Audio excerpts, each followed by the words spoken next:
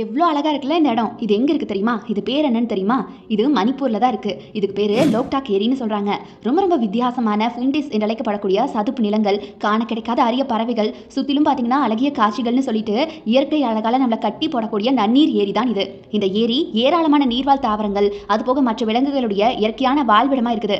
இந்தியாவுடைய பலவிதமான பகுதிகளில் இருந்தும் சுற்றுலா பயணிகள் இங்க ஆர்வமா வருகை தந்துட்டு இருக்காங்க தினம்தோறும். பலவிதமான சிறப்பம்சங்கள் நிறைஞ்சிருக்கிறதுனால இது மணிப்பூர் மாநிலத்துடைய மாணிக்கம் அப்படின்னு கூட சொல்றாங்க. இந்த அழகான ஏரி பார்த்தீங்கன்னா இம்பால்ல இருந்து 48 கிலோமீட்டர் தொலைவில் அமைஞ்சிருக்கக்கூடிய லோக்டாக் ஏரி தான். வடகிழக்கு இந்தியாவுடைய மிகப்பெரிய நன்னீர் ஏரி அப்படிங்கிற பெருமை இதற்கு இருக்கு. அது போக சென்ட்ரா தீவில் அமைஞ்சிருக்கக்கூடிய சுற்றுலா பங்களாவில இருந்து கூட இந்த ஏரியா உங்களால பார்க்க முடியும். பளபளக்கக்கூடிய நீல நிற நீர், வண்ணமயமான நீர் தாவரங்கள்னு சொல்லிட்டு இதனுடைய அழகை இதெல்லாம் இன்னும் அதிகமாக எடுத்துக்காட்டுது. ராம்சர் மாநாட்டுடைய கீழ் சர்வதேச முக்கியத்துவம் வாய்ந்த ஈரநிலமாக நியமிக்கப்பட்ட இந்த ஏரி மணிப்பூருடைய பொருளாதாரத்துல முக்கியமான பங்கு வகிக்குதுன்னு சொல்லலாம். லோக்டாக் ஏரி 1987 நிறுவப்பட்ட லோக்டாக் மேம்பாட்டு ஆணையத்தால நிர்வகிக்கப்பட்டு வருது. அதுபோக லோக்டாக் ஏரியும் அதன் மீது இருக்கக்கூடிய செந்திரா தீவும் மணிப்பூர் மாநிலத்துடைய ரொம்ப அழகான ஈர்ப்புகள்ல ஒன்று அப்படின்னு சொல்லலாம். இப்போ வரைக்கும் பார்த்தீங்கன்னா டாப் டூரிஸ்ட் பிளேஸாக மணிப்பூரில் இருக்கிறது இந்த லோக்டாக் ஏரி தான். லோக்டாக் ஏரி பார்த்தீங்கன்னா மணிப்பூர் மாநிலத்தில் ஓடக்கூடிய எல்லா விதமான ஆறுகள் மற்றும் சிற்றோடைகளுடைய தாயகமாக இருந்து வருது. லோக்டாக் ஏரியும் செந்திரா தீவும் நாட்டில் வேறு எங்கேயுமே இல்லாத அழகுடைய கலவையா இப்போ வரைக்கும் இருந்துட்டு வருது.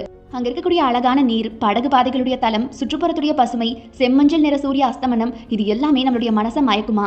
உள்ளூர் மொழியில ஃபும்டிஸ் அப்படின்னு அழைக்கப்படக்கூடிய மிதக்கும் வட்ட சதுப்பு நிலங்களுக்கு பேர் பெற்ற இந்த ஏரி தொலை தூரத்திலிருந்து வரக்கூடிய சுற்றுலா பயணிகளையும் பார்த்தீங்கன்னா இதனுடைய அழகால கவருதுன்னு சொல்லலாம்.